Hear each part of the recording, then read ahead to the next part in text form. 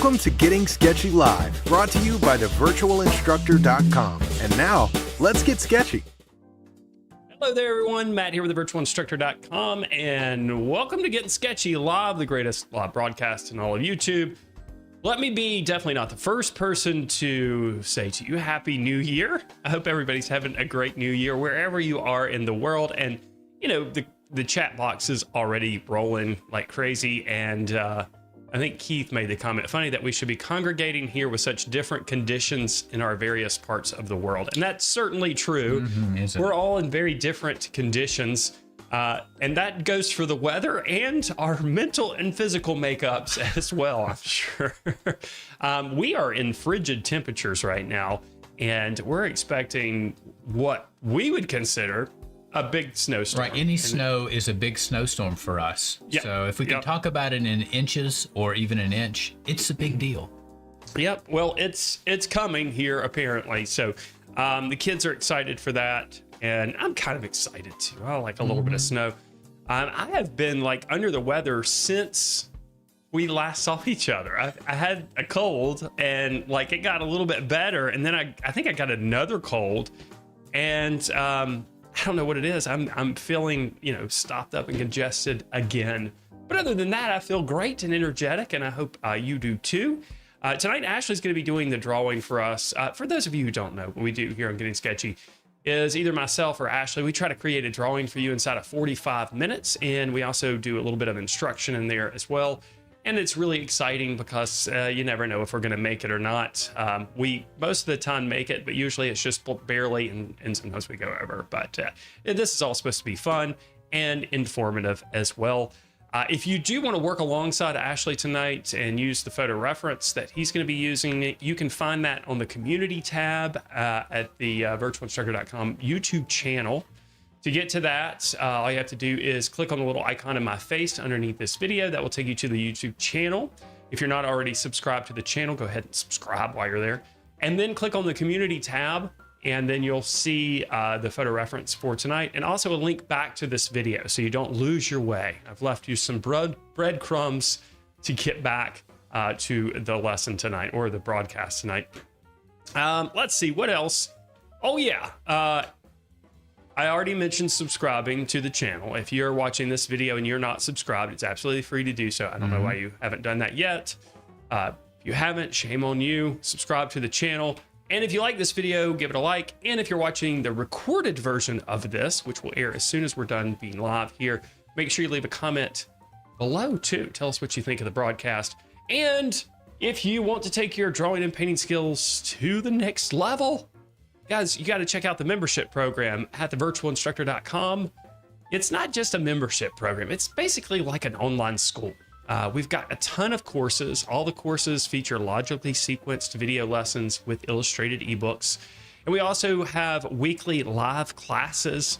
And those are broadcast live for members and then stored in our vaults. So we have right now over 1,900, I think in my last count, 1,977 total video lessons over at thevirtualinstructor.com. There's a link in the description below if you want to check out the membership program. Not only do we have the live lessons and the courses, but we also have a year-long curriculum for visual arts teachers, which includes everything you need to teach. And we do weekly critiques as part of the Members Minute. Now, you might notice that there is a QR code on your screen. I saw that. Yeah. That's new. I'm getting into technology, I like man. All you have to do is scan that QR code with your phone, and that will take you to the members page, and you can start your free trial today. Not only is the program exceptional, but it's also extremely affordable. So there's a link in the description below to check it out. And there's also that QR code on the screen. So make sure you check out the membership program. And if you want to get on our mailing list, I've left a link for that below this video as well. I'll send you a ton of free videos, and some of those videos are from courses. So you can check that out as well. I see that we have a super chat on here from PJ, and we're going to get to the cheer for that in just a minute, PJ. But let me see if I can scroll back and see what your comment. There was no comment there, but thank you for the super chat. And that reminds me, there is a chat box. Of course, you can make comments or questions. If you have a question or comment directed at Ashley or I, if you do use the super chat function, that will definitely help our channel out. So we would encourage that. All right. Actually, I have talked a bunch. I feel like, Well, we've been away for a little while. Right, we haven't talked in I haven't talked to anybody. So get it all out. I've just been sitting here in the studio talking to the walls, Talking people to that call climbing me. the walls. Yeah, typing. Well, I'm losing my mind, I'm here, maybe. and the chat box is here, and so you can talk all night, or at least for the next hour. All right. Well, are you ready to go? Yeah, I think so. We'll take a look at our reference, talk about our plan and our materials. The materials are pretty straightforward, and then we'll start our drawing. And I hope you're going to follow along with my medium or a medium of your own choosing. Okay. Well, we'll go ahead and switch over then. All right, let's do it.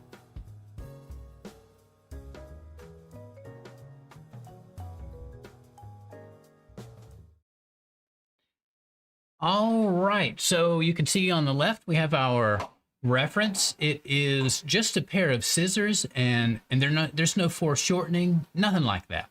So this is my third drawing in the season. The first drawing I did was a portrait of an old man, and the second was a marker drawing of a glass spilling liquid.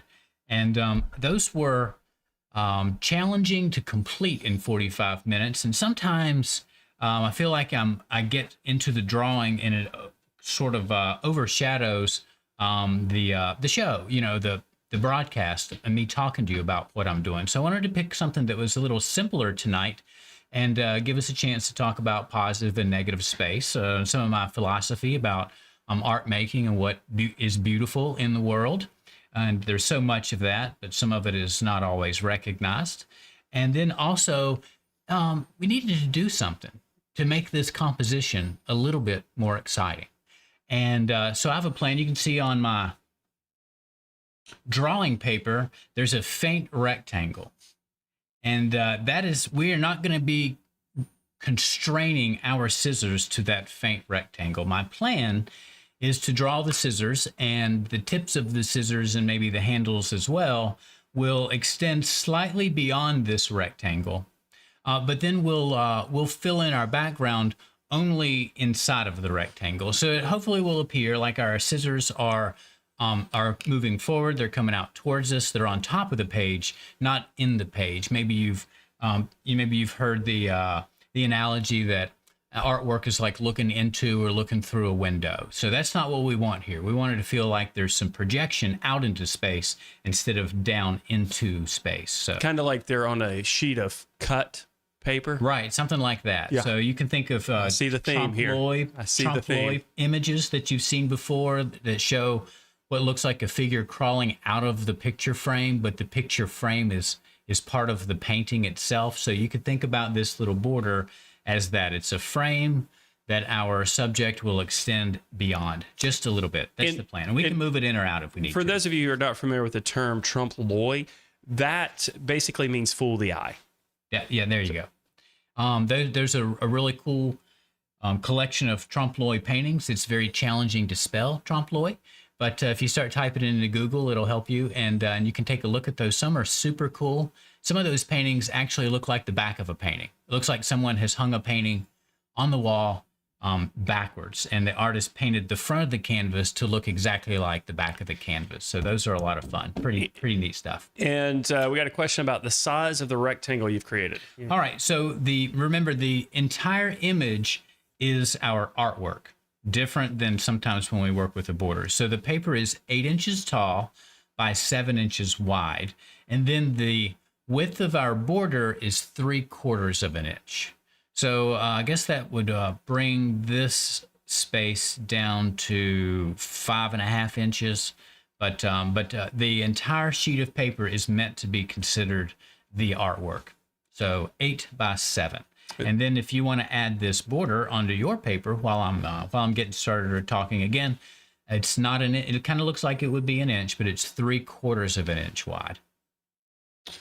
All right. So I guess those scissors did not come from the science department.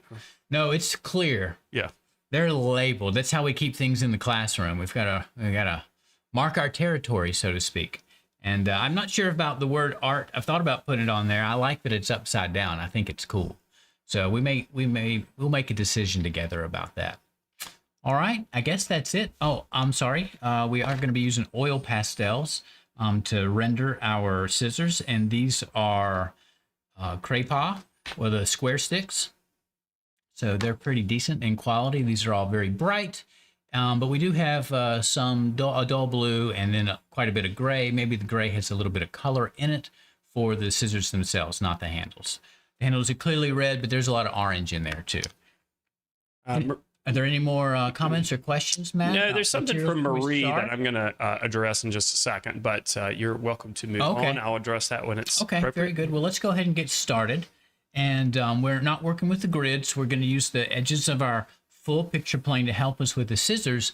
But what I thought I would do to start is find where I believe the hinge is and then work off of that in both directions. So it looks to me like the hinge of our scissors is slightly above the middle and slightly to the left of the middle. So the first step for me is to find the approximate middle of my paper and then work away from there. So I'm going to guesstimate that it's about here and put a little mark. All right. It looks like you started. So I'm starting the timer. I'm sorry. Start the timer. And about right here. So let's check that. I'm just using my pencil to measure both sides. That's a little bit. Doesn't matter. There's nothing that's going to be drawn there. I just wanted to find the middle and then move left a small amount and up a small amount. And that'll be close. And close is good for tonight. All right, and there's our hinge. We'll go ahead and erase those marks I used to measure. Working from the inside out, this is interesting. Well, it may be. Okay, Marie says, a subject for the next course, for a next course, Siamese, please. And I'm assuming you're talking about a Siamese cat. And, well, if you are, it's quite ironic. Ashley, if you'll look behind I saw it. What is it a drawing of? I was already checking it out. What is it a drawing of? It appears to be a Siamese cat. It is a Siamese cat. I had my head turned if you couldn't. I just started today on a new class series working with ballpoint pens, and that will be released in the next couple of weeks, or in the next few weeks, but just started with the drawing today. And it is, in fact, a Siamese cat in honor of a member at the Virtual Instructor who creates wonderful ballpoint pen drawings. And I'm using the pens that she uses, which are from Japan, to create the drawing. The zebra pens. The zebra pens, yeah. And she likes to draw cats. Her name is Maki. And so I decided to draw a cat in her honor. So it's ironic that you would say that. It just seems like those ironic things happen a lot here. The stars align, right? Brent Does Art says, I never think oil pastel when drawing metallic subjects. I agree with that, Brent Does Art. I do. I do think that oil pastels are a medium that lend themselves for more of a looser interpretation of subject because they are bulky. But these are square sticks. They are square. They're still bulky. I got corners everywhere. You got corners, but they're still bulky. Yeah. Anyway, I'm sure Ash is going to be able to pull this off, even with a bulky material. But yeah, thank you. And another thing that I'll point out here is, even though those scissors are made of metal, they don't share the normal characteristics of what we see with a reflective surface. So these scissors are they're not necessarily dull in their cutting ability, but they're dull in their reflective ability. So we're not seeing like strong areas of contrast like we typically do with metallic surfaces, where we've got dark values right next to light values. Instead, we have more of a gradation, and that helps a little bit with the oil pastel. That's true. It's a little more applications, a little more consistent in terms of the color. Because if these were very highly reflective scissors, then you would probably want to work with a medium that can create sharp edges easily. And I'm saying sharp edges and things, but I don't want you to get that confused with the fact that these are scissors and they cut and they're sharp. Hard edges. Hard edges. I should say hard edges. So hopefully that's not confusing. Okay. Jan has sent us a super chat. All right. Well, thank you so much, Jan. The comment is, Happy New Year. So happy the show is back. I wish you too and everyone here good health and artistic growth. Very nice comment there, Jan. We really appreciate that. And we agree with you. You know, Matt, I've been using my pencil to measure angles, sight measure, and then slide them over to the paper. But I realized the reference is right next to the drawing. So I can kind of just lay my pencil on the drawing and then see if the reference is parallel to my pencil. I feel like I'm cheating a little bit. So do you have a printout of your reference? You're using the iPad, right? No, I'm using the iPad, but it's vertical, you know, so I can reach my arm out and study an angle by tilting. Yeah. But, you know, the reference on the screen actually helps. I'm doing what our folks do at home a little bit, using the screen to compare. So make it more direct, even more direct comparison to the drawing. I like it. Feels good. All right. Be just a little bit loose with the handles, and then go back and work on their curves. So I'm starting the handles with a little straighter of a line. You know, this tape may be in the way. The paper that you're working on, did you mention what? I'm sorry, I did not. It's Strathmore Artigan paper. Oh, okay, so it's the gray toned Artigan. So it's pretty common. I think it's available almost everywhere. And if I'm correct, the Artigan paper is recycled, correct? Or I think so. That's why it's called Artigan. It's art again. Right. Yeah, it's not really like cardigan. Right. It's all mushed together. It's not Artigan. It's art again. That's how I like to say it. Well, I like Artigan. That sounds Artigan paper. Sounds better than art again. All right. So we'll study the proportions a little bit of our handles and then kind of smooth them out some. This one does seem to flare out a little bit, so I'm okay with that. I think I'm okay with it. So we'll go ahead and knock off some of these corners from the straighter lines. Sometimes drawing curvy objects with straight lines helps us to spend an extra moment to analyze the contours and decide where should we make a turn. You know, if we're traveling totally straight, where would be the appropriate place to change that direction of our line. So I like to, it's pretty common, a lot of artists like to draw curvy subjects with straighter lines and then refine those lines into curves. So that's what I'm doing. Now, these are pretty common scissors. These are common in my classroom. I probably have 20 of them. And so they're not precious, they're not special, but that doesn't make them less pleasing to look at. I think they're beautiful objects. And of course, you guys know I like to draw objects. I draw scenes from nature as well, but I prefer objects. And in that way, I do appreciate what Marcel Duchamp had to say with his ready-made sculptures. Although I don't appreciate the ready-made sculptures at all. I think they're a big joke. But I like the idea that we can recognize beauty in mass-produced objects that are not rare or precious in that kind of a way. That's how I appreciate these scissors. So I'm a huge fan of Marcel Duchamp, more so than his ready-made sculptures. I think he's super cool. All right, that one looks pretty good. We'll go ahead and think about the other handle now. How that passes through. I'm looking to see how this edge, were we to stretch it out, how would it pass through the other handle? That'll help me determine if it's in the right place or right enough. It's not bad. We're going to go with it. Now this piece is a little bit more curved, as is this one.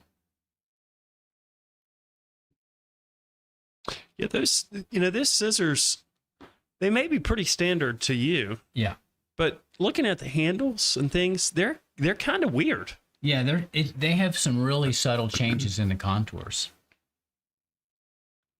Kind of weird scissors. And I've never really understood why left-handed people have to have special scissors. They put the tension is backwards. Huh.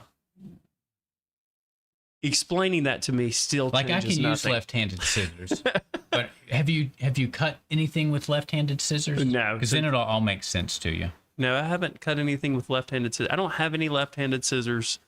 I just have never understood why the mechanics are separate. I think this when they are in a different hand. The pieces are just switched, I guess, because you got to you have to put, like a paper cutter has the spring in the back. You have to put some lateral pressure. Yep, but the motion's the same. If I take both of my hands and put them out in front of me, and squeeze, the motion is the same. I understand what you're saying. So it doesn't really make sense. Like a left-handed person can still use right-handed scissors. Right. Correct. That's correct. I don't understand why Buddy uses special scissors. Well, I would think you're less coordinated with your left hand. So if you're doing some precise cutting, maybe you just want to use the hand you're more comfortable with. No. I'm not saying a left-handed person could use right-handed scissors. Okay. I'm saying that a left-handed person should be able to use right-handed scissors in their left hand.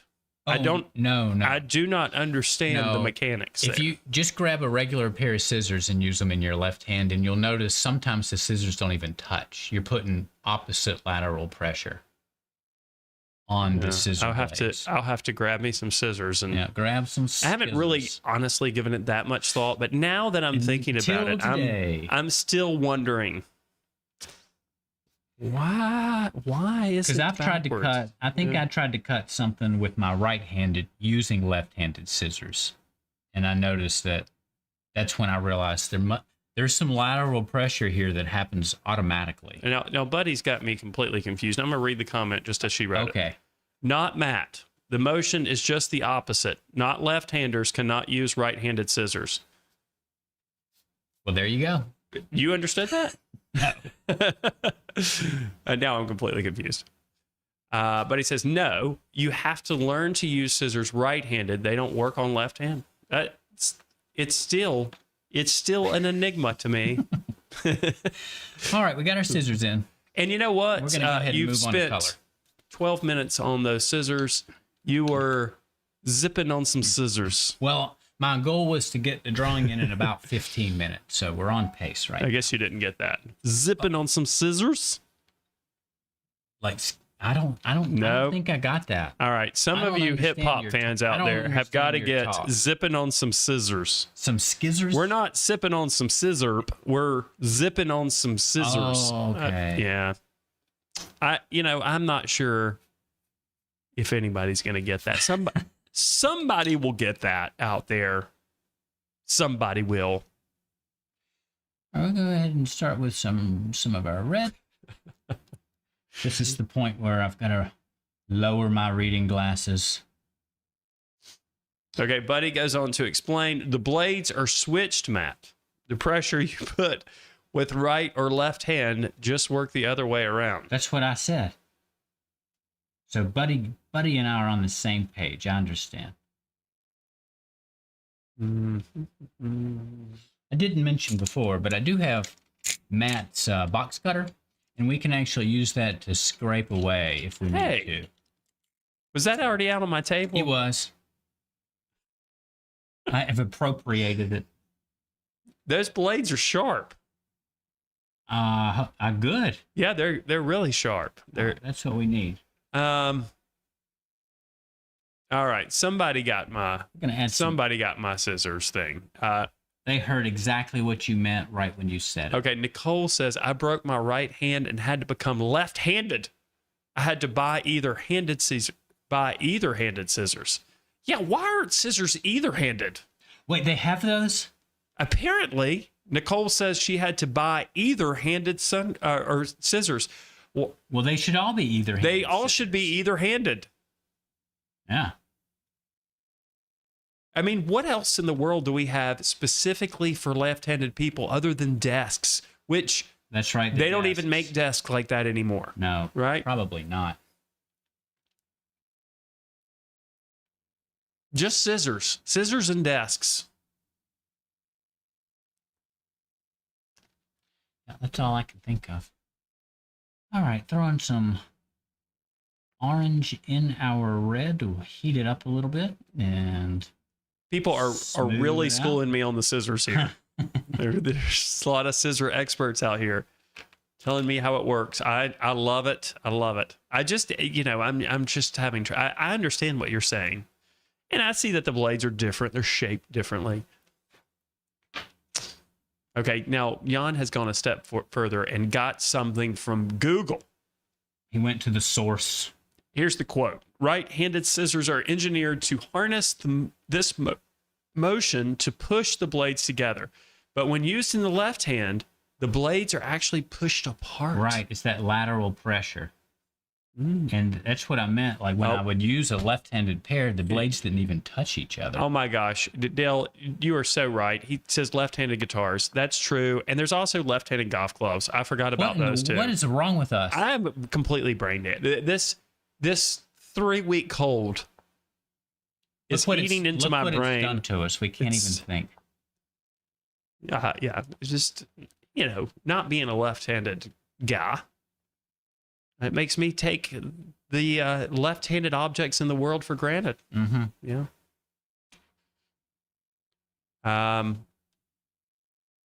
I missed the comment by Jen. I'm gonna have to go back and read that because a scarf and a tee says we need to bubble wrap Matt. Not really sure what that means. Well, just to protect you. Maybe from I'm yourself fragile. mostly. And you know what? Just be glad that you're not seeing my hands tonight. You guys have given me all the grief on the Band-Aids. Band-Aids. Well, I seriously injured my hand. I do all kinds of stuff with my hands, and I don't really think about the destruction that will come upon them from my poor decisions. But my son got a new basketball goal for Christmas. So me being the fool that I am, decided to take down the old basketball goal and put up the new basketball goal all by myself. And this Big basketball object. goal, there's a pole and it's already embedded in concrete. So all I had to do was I had to take the backboard off, the rim off, and then the mechanism that raises and lowers the basketball goal from the pole and replace it with new hardware. The basketball goal that was up had lots of rusty bolts, so I could not take it down in pieces. Instead, I had to take the whole contraption down by myself at one time. And I got it down to one bolt, and when that bolt released, it swung around the pole, knocked me off of my ladder onto a wooden Adirondack chair. And for a moment, I sat there just grateful that I was not seriously injured because I could not believe what happened. But I gashed my forefinger on my right hand, and I don't think it's ever going to heal completely. But I definitely I could benefit from being in bubble wrap. Okay, so it looks like you've switched over to a little bit of purple there for the shadowed areas. Bit of purple to shade in on this redder object. Purple is made with red, so it's a good choice for shadows on dark objects. It's like adding blue, but it's not as different from red as blue is. Yes. Brent Does Art says baseball gloves, hockey sticks. The list goes on. Like pretty much everything. It goes on and on. You know what I'm going to do? I'm going to start selling left-handed pencils to people. I'm sure there will be people out there that would buy that. The left-handed people. I would never do something that. Matt wants to play a mean joke terrible, on but I'm sure people.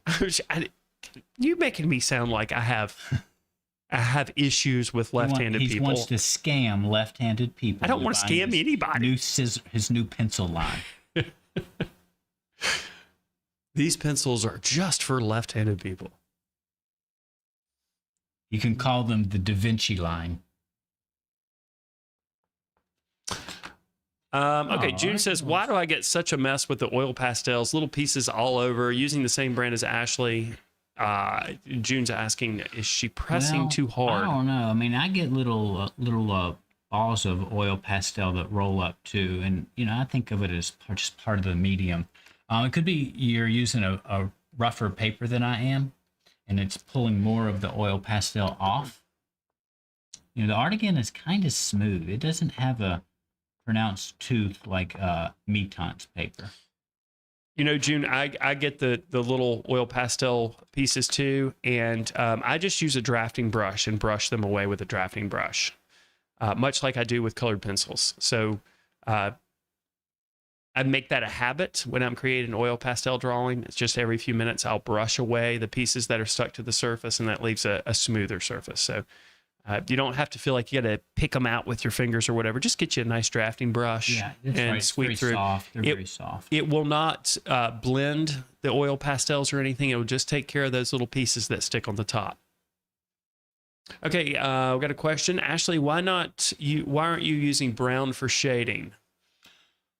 I like colorful shadows if I can get them. So often my choices are colors that are analogous. If you think about a lot of color wheels are arranged with yellow at the top, and then we have yellow, orange, and yellow, green, and then orange and green, red, green, and so on. And the colors generally get darker as you go down.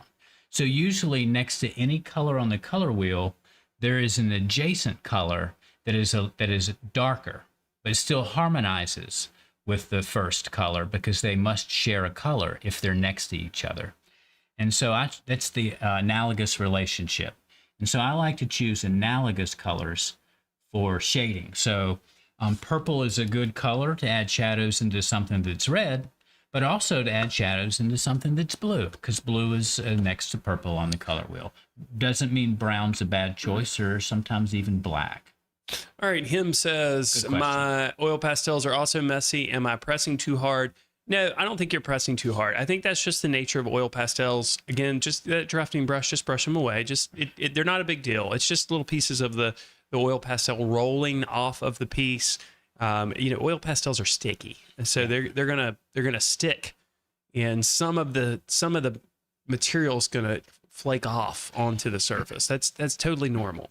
And I am spinning the oil pastel a lot while I work to keep trying to find little sharper edges. This is a square stick, but even on a round stick, we're not really looking for points, but rather edges. And I'll try to lay an edge down right on the edge of my contours in places. I'll just try to keep it a little bit neater than it could otherwise be. And Him Smith says drafting brush causes little lines brushed across. No, it doesn't. You're not going to be digging into the surface with the drafting brush. You're just going to take a light stroke over the surface. Now, Him Smith, I'm not sure if you're a member at thevirtualinstructor.com, but we have a whole course on oil pastels. And in that course, you'll notice that I use that drafting brush quite frequently to remove the oil pastel that builds up on the surface. There's little balls of oil pastel on the surface. And I use... Do they have different weight bristles in drafting brushes, or are they all as soft as yours? Well, I have two drafting brushes, and they're both pretty similar in their bristle composition. They're not super soft, but I'm sure there is some variety in there. But in that course, I also use Sennelier oil pastels, which are way softer than what Ashley's using and produce way more little pieces on the surface. And if any brand of oil pastel is going to show little lines caused by the drafting brush, then that brand definitely would. And I haven't noticed that at all. And I've been using the drafting brush with oil pastels for many years. I've never had an issue. Steve says, would that make the writing on the left-handed pencils upside down? Yes, definitely. Referring back to the left-handed pencils. That's how you can tell they're left-handed. Yeah, right? the writing's upside down, of course. Yeah. And they sharpen on the other side. They sharpen on the opposite side from regular pencils. But you have to lay a regular pencil next to it to realize that. Sounds like there's a market, Matt. Well, Jan says they're selling left-handed keyboards. The numerical keys are on the other side, is what he deduces. Okay. Yeah, Jimi Hendrix. I did think of Jimi Hendrix, Dale, when the left-handed guitar comment came up. Jimi Hendrix did have a right-handed guitar. He played left-handed, and he had the high string on the bottom instead of on the top, if I remember correctly. Well, he's right. The high string was on the bottom. It's supposed to be on the bottom. No, the high strings. Is it? But oh yeah, it's supposed to be on the bottom. Strung It was backwards because he turned it over. right. The high string is on the top. His whammy bar was on the top of the guitar instead of the bottom. That's weird. Isn't that right? The whammy bar. Yeah, but I think he had it strung knobs, like a. His volume and tone knobs were on the top instead of the bottom. But I think it was strung just like a right-handed guitar. So that would make the high string on the top. Right. That's what I was trying to say. Are you sure? I'm pretty sure. Yeah, I'm pretty sure. Gracious. Well, how in the world did he learn chords? He made them up. He had to make them all up. He had to recreate them. If that's true. I'm pretty sure that's the case. I'm not sure. Oh, no. But I'm pretty sure. Not sure. Somebody check that for us. Paul McCartney used a right-handed bass and restrung it. And then Laura says, I thought Hendrix just used it upside down. Yeah, I'm pretty sure that that was the case. No, he had to have restrung it. Maybe not. He did play with his teeth, so. Yeah, and he set stuff on fire. Right, too. so he was a nonconformist guitarist. Let's see. Him Smith says, I'm a member and will take this opportunity to thank you for offering the lesson plans. I'm teaching my granddaughter art by her request. Was so glad to have that available. Oh, that's awesome. So I guess you're teaching her at home. What a wonderful way to spend time with your granddaughter. I think that's pretty awesome. You guys can share the joy of creating, which I believe we were all created to be creators. All right, I'm starting to put a little bit of black in here because I don't have a gray. I just have black and white. So we're going to have to make our gray, our light gray. And that can be challenging when you're using black. So I went ahead and covered the scissors blades moderately with white so that the black won't grab the paper as much and we won't deposit as much black as we otherwise might if we had started with these light grazing application of black. And then, of course, we'll sandwich this between another layer of white, try to kind of even and smooth it out. So that's the plan. Okay, according to the internet, Jimi Hendrix did restring right-handed guitars only because he could not find left-handed guitars to play, but he was indeed ambidextrous, so he could have played right-handed if he wanted to. So the bottom string was still the high string, like normal. You know, if I was ambidextrous, I think I would play the guitar left-handed too. I can play a little guitar. Yeah. And I feel like my left hand, you know, where you put the pressure on the frets. Yeah. It's a little harder to do that. I think I would have better control with my right hand. You think it'd be better to have your dominant hand on the fretboard instead of strumming? Yeah, I don't know, though. The strumming would be hard with the left hand. The strumming would be difficult. If you do, if it's I guess a strumming pattern might be challenging. Okay, Keith asks, can you use solvent to mix oil pastels? You sure can. You can. You can use lots of different solvents. You can use linseed oil. Spirits. You can use mineral spirits. You can use any type of medium that's used for oil painting to also do a little bit of mixing. Yeah, linseed oil is interesting because it's really a binder, but you can use it for blending. You just need a little bit too. You don't need a whole lot. Little goes a long way. What about using an oil blender pencil for the gray? You certainly could do that. I'm not sure if Ashley's got a colorless blender. If he needs one, though, it'll be provided to you. I don't. But you can certainly use a colorless blender. Not all brands make colorless blenders for their oil pastels, but you can pick those up online or at your art store. Local art store. Yeah, that's true. Bear in the Garden points out that baby oil works and doesn't smell as bad as other solvents. Baby oil will also work. Baby oil also works pretty well for colored pencils too.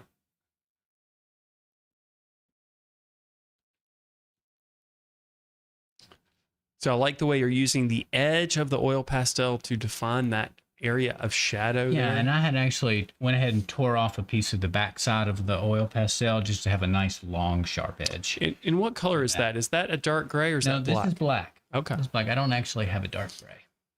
So we're using some black in here tonight. All right, and we're going to add a little, may have to get darker in this blade still. Let's go ahead and work on the other blade just a touch. Now the question has been raised, how does the paper handle the baby oil? Well, some of the baby oil will show through the back of the paper. Yeah, it does show through the back. It also depends on the type of paper you're working on and how heavily the baby oil is used. Now, with some brands of oil pastels, you're going to still see maybe some of that oil seep through the paper, depending on the thickness of the paper itself. But you shouldn't see any wrinkling or anything like that. If that's what you're kind of thinking, the paper should stay pretty tight without bubbling. But of course, if you use a lot of baby oil, then you might deal with some wrinkling. But the big issue is really just some of that oil seeping through the paper, which is not really that big of a deal. Okay, Mary Elizabeth asked, why don't you use a paper stump like you use for pencils? Sometimes the paper stumps seem to remove the oil pastel. Yeah, and I'll answer that too. They do make some blenders, they call them, which are basically like rubber brushes. Do you have some in the drawer? I do. If you'll open them up, they're on the left side in the tray all the way at the back. Some of them are still in a package. Actually, They are. run around for them. Let's see as they come into view. There we go. There's a blender. Kind of very soft, flexible rubber. Yeah. Those are probably better for blending oil pastels. Yeah, that As you works can see, pretty actually good. using it here. Yeah, it's pretty good. Over a paper stump. Paper stumps are really best for charcoal and graphite. And, this rubber stump this rubber blender is really better for thicker materials. In fact, they're really perfect for oil pastels. Ooh, I like this. Yeah, that's cool. I like that. Gonna have to pick up some of these. If you use linseed oil, will the oil pastel dry? That's a good question, Dale. Oil pastel, notoriously never That's a good dries. question. That's the thing about it. But that's because why is that, Ashley? Is it because It's made of of the vegetable oil. vegetable? That's what I Yeah, thought. it's made of a non-dryer. Right. So the oil in the oil pastels is different. So I'm going to go ahead and say that the oil pastels will still never dry because it will not change the binder. The vegetable oil's vegetable oil still gonna binder. be in there. Right. Yeah. And that will never dry.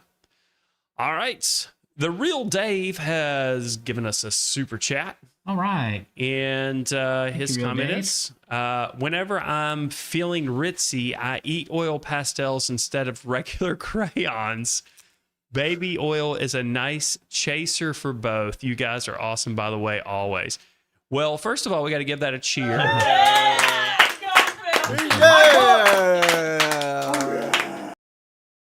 And we want to thank you for your humor there, Real Dave. You obviously get our humor.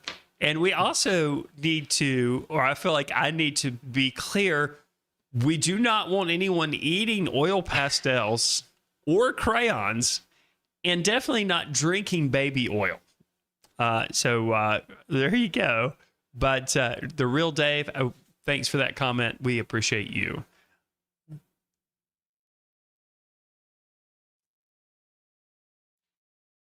Okay, It's Him about Smith time says, to work in our background. my little granddaughter held up the paper stumps and said, "What on earth are these? They came in my art kits." Well, now you can explain and you can You can show her how to use show her how to do it. Oh, and look at Ashley use the blender. I think Wow. he's I am loving it. he's digging the new tool there. And just for the record, Ashley is using a left-handed blender, so It's a little harder to use it for him since he's right-handed. Had to work on my lateral pressure.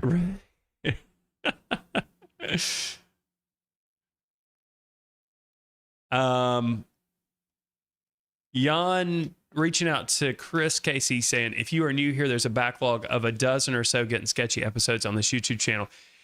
There are actually, and then it clarifies seasons. Yeah, that's right. There are a ton of episodes. So there's I guess there's like 130 or so. Yeah. Well, when I first started doing these, you know, I didn't do 10 episodes per season. I didn't even keep up with how many episodes I did. So there's some really old ones on there that are just me. And when I first started, the drawings were only 30 minutes. Right. Yeah. Wow. Yeah. We'd be finishing right now. Yeah. So the challenge was definitely harder back then, but you know, I didn't use any other materials other than graphite pretty much. I was really doing real sketches. You know, not that these aren't sketches. Right, they're like sketchbook sketches. But I think that now we try to create little finished pieces of art. Yeah, little artwork. They're definitely more developed than a sketch, but not fully developed as a piece of art, you know. And someone asked me, or I've been asked lots of times, what's the difference between a sketch and a finished drawing, what you would consider a finished drawing? Or at what point do you consider something where you've made marks on a surface a piece of art? And I explained it to them this way, and hopefully this will make sense. You know, you can go to any fast food restaurant and get a hamburger, right? And you can also go to a really fancy restaurant and also get a hamburger. In both cases, those are still hamburgers. But the quality of the hamburger is probably going to be different at both of those places. And one hamburger might be more refined than the other. So a sketch is still a piece of art, but it's maybe not as refined. So we're making a McDonald's drawing. We're making McDonald's drawings. That's essentially what I'm saying. Yeah. And it's like, BK, you can have it your way as an artist. All right, I'm putting down some blue and making sure there's plenty of gray paper still showing through so that there's paper to grab our white that we're going to mix into our blue, and quite a bit of white. This background is though darker than the scissor blades, still pretty light. Be careful in the corners because we're trying to save our border. So I'm putting the point from the oil pastel in the corner and then just pulling straight out, not really down the edge as an initial mark in the corners. So by making are you gonna add another color to that background and smooth it? Yes. Oh, okay. White. And maybe another. We'll see how time allows. There's a scheme kind of developing here. Yeah. And you could go two different directions. You could go more analogous and bring out more purples, blue purples, red purples, or you could add hints of yellow. That's what I'm going to do. I was going to put a little yellow in this blade. Yep. I see it in the blade. I see a little yellow. I see a little yellow. I see a little yellow. Yeah. Yep. That's what I thought when I saw them too. And what we're talking about here are color schemes. Now, color schemes is it's basically color relationships based on the positioning of colors on the color wheel. And so it prevents us from using every color in an artwork when we want to have a scheme, but it can make our artwork hold together and have a sense of oneness. Right. By limiting the palette, essentially the colors that we use, we create harmony and unity in the piece.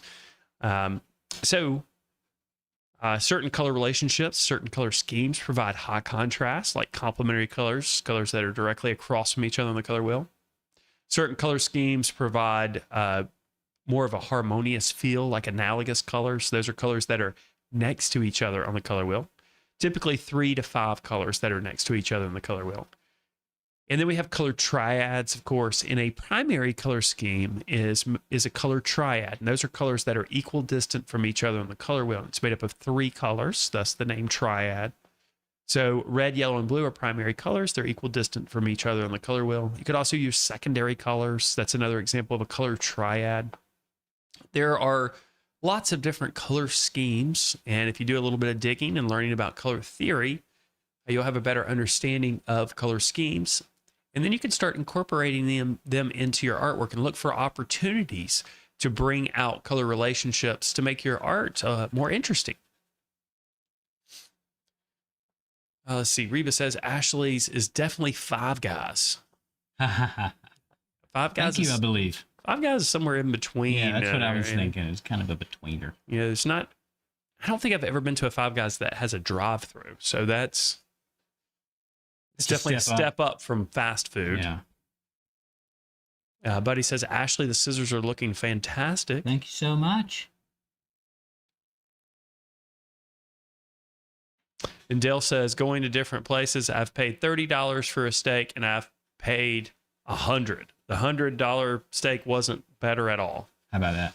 Yeah, that's interesting. But you know what? $30 for a steak, that's getting up there in my price range. That's probably what they are around here. That's getting a little high. That's getting a little high. Have you guys done a crayon etching Getting Sketchy episode? I subscribe to the virtual instructor, and I'm embarking on that lesson with my middle school students. Just curious if you have before. No, we haven't, because as you're probably discovering, if you're embarking on this lesson, if you haven't discovered it yet, you're going to discover it. Crayon etching takes a long time. It's a multi-step process. It's one of those projects. I remember doing that project with my students, and I had them work on 18 by 24 paper. So it's really large paper. Yeah, that is big. And that project literally took a month and a half. It would usually run at least 5 weeks. And that's because the first stage, of course, was planning out your drawing, and I usually had kids do a tropical scene or an underwater scene so that the colors could be really bright. You really need something with bright colors. Then after you draw your basic drawing, because the drawing also has to be basic, you go in with thick markers and create basically a contour line drawing, basically the outlines of the subject matter with that thick marker, which is essential because you want, when you're scratching out, when you're etching, you need to know where the edges of things are. And when you get to a point where you can't scratch anymore, you know that's the edge of something because you can't see it through your paper. Then you have to color everything with crayons with heavy pressure. And that really is super time consuming. Yeah, very heavy pressure. Especially on a large 18 by 24 sheet of paper. Then the paper is covered with ink and allowed to dry.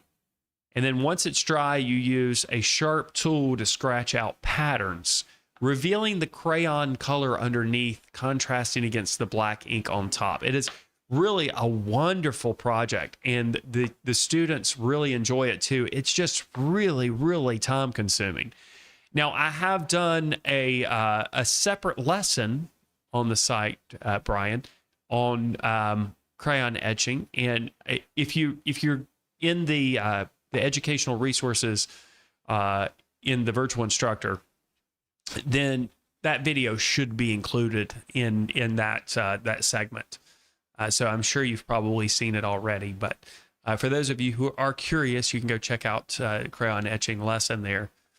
And crayon etching is kind of like colorful scratchboard etching. It's kind of like colorful scratchboard. Scratchboard would be the more professional version of crayon etching.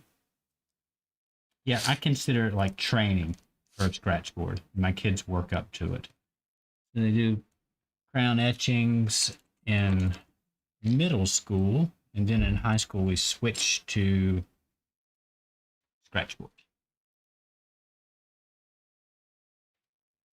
And we do have some shadows to put in, so it may go over just a touch, and a little touch of yellow.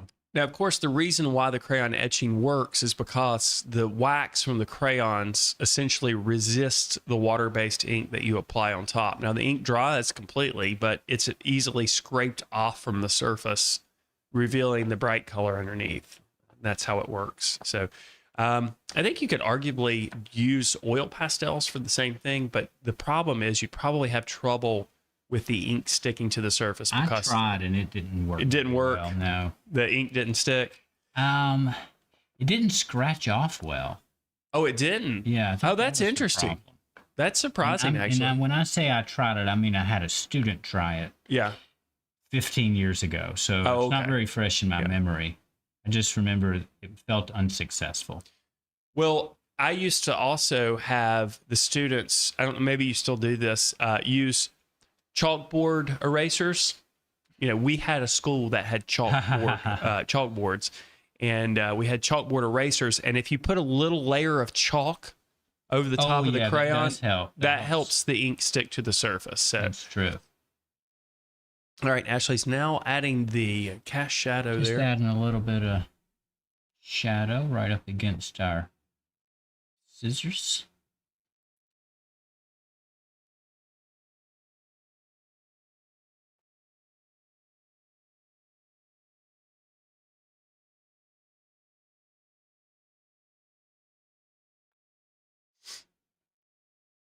I can do as much blending as I can. Steve says, with the sticks. Cutting it close with the time. Sure I am. I hope that was meant to be a pun because Good that was funny.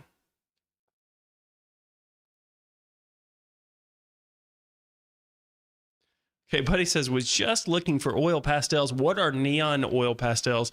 Would you rather recommend round or square sticks? Buddy, I have no idea what neon oil pastels are, but you know, it's not surprising that you found some with all of the stuff that it's available. Manufacturers make. It not surprising. Would you rather recommend round or square sticks? Well, I actually prefer the round sticks, but I'm not sure if Ashley prefers the round or the square ones. I think he likes the square ones. I like the square ones because they're kind of more like a flat brush. Yeah, maybe that's it. Maybe it feels more like a brush.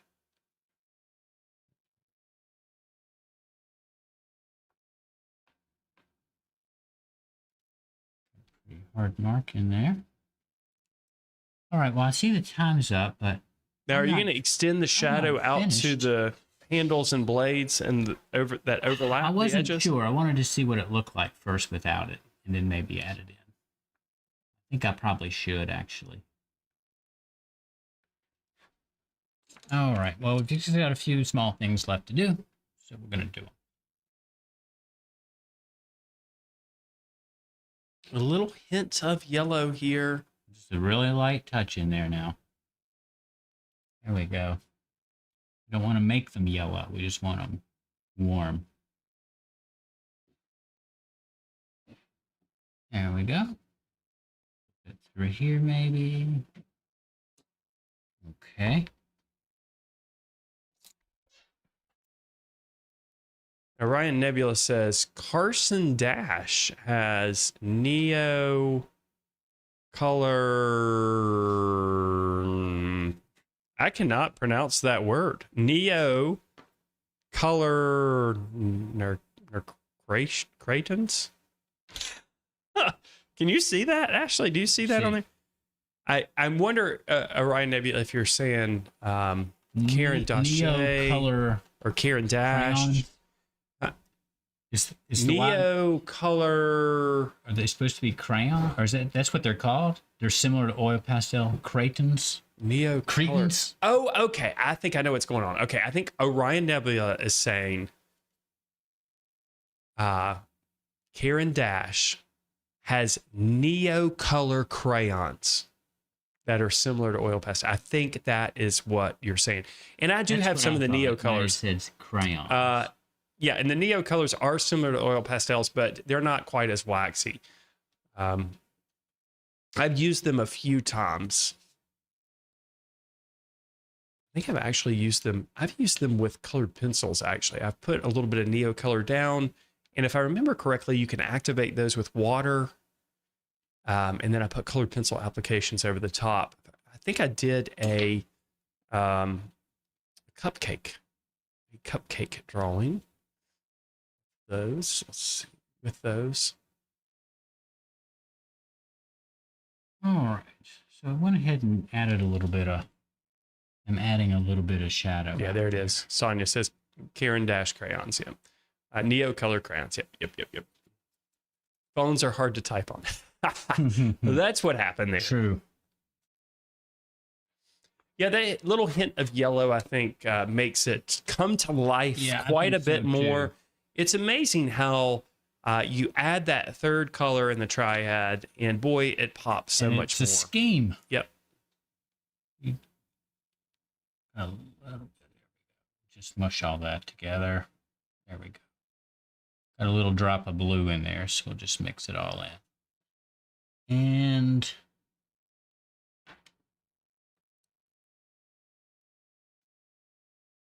might have lost a couple of my blacker marks in there.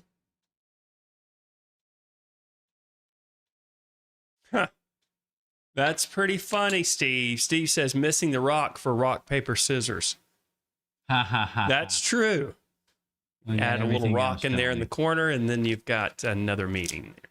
That's a good one.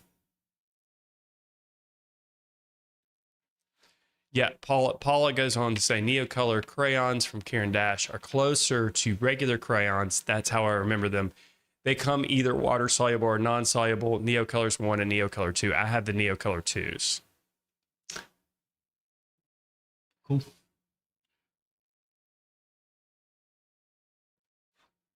All right. I think this one is I think this one's done. Finished. Very nice. Yeah. They do look like they are popping off the surface to a certain degree there. I thought that would add a little bit of interest.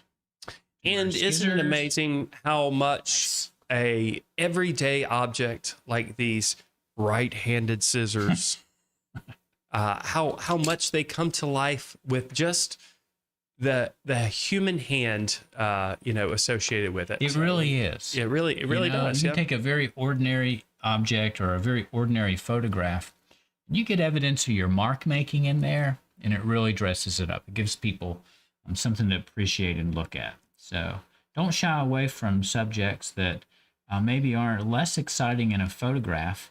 I notice the same thing happens with people that are less exciting to look at. Boy, they look great in a portrait. So if you feel like that's you, then you need to do a portrait of yourself and hang that up. So, now, I'm just kidding.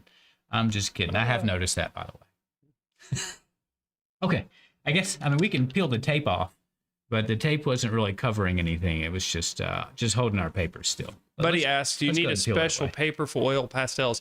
You don't. Oil pastels will go on pretty much any surface. You could draw on the side of a telephone pole. But with that being said, I have found that oil pastels perform better, just like traditional soft pastels, on paper that has a little bit of tooth or texture associated with it. So the more tooth the paper has, the more texture that the paper has, the more layers of oil pastels you're going to apply to the surface. And oil pastel techniques are very similar to those of colored pencils. I kind of think of oil pastels kind of like big, bulky colored pencils. More than a pastel. Oh, yeah. Which really... A pastel is capable... a soft pastel is capable of covering up an area completely.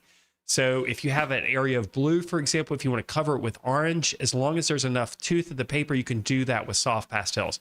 With oil pastels, you cannot. There'll be some mixing on the surface, and that's the same thing that happens with colored pencils. You can't cover over an area completely with colored pencils unless it's a very light application, and the same is true with oil pastels. So the way the mixing happens on the surface is very similar to that as what we see with colored pencils.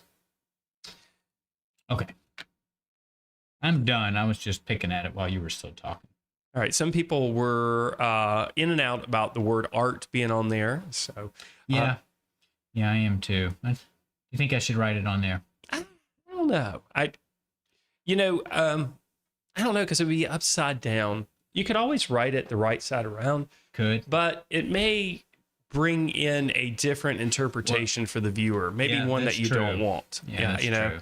They might subconsciously think we need to cut art programs. Well, then we can't write it on there. Yeah. Can't write it on there now, Matt. You ruined it for me. Right. Art, cut art, cut art, cut art. Cut it out. We're going to cut the art from the program. Yep. Show's over. We've cut art. So. All right, bring that art teacher in here. Let's fire him. All right, let's see here. All right, love it, Ashley. Lovely lesson. So glad I watched and learned a lot of left-handed stuff. A lot about me too. Key says has a slight Van Gogh feel. Wonderful scissors, Ashley says. Thank Sonia, you. Thank you guys so much. Thanks for joining us tonight. We'll go ahead and switch out over here and say good night to you folks.